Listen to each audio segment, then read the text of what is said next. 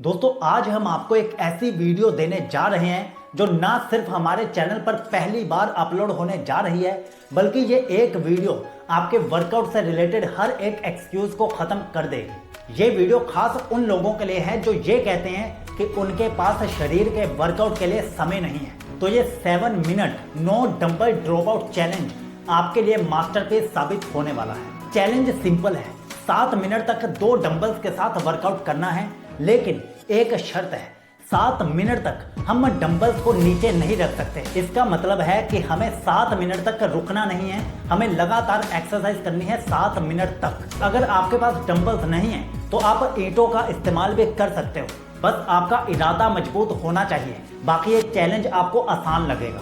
और एक खास बात, आपको इस बात का ध्यान रखना है कि इन 7 मिनटों में हम अपर बॉडी की कितनी ज्यादा एक्सरसाइजेज लगा पाते हैं, ध्यान देना। और वीडियो के एंड में नीचे कमेंट करके जरूर बताना कि आप इस चैलेंज को डेली फॉलो करोगे सिर्फ 7 मिनट के लिए। चलिए अब शुरू करते हैं।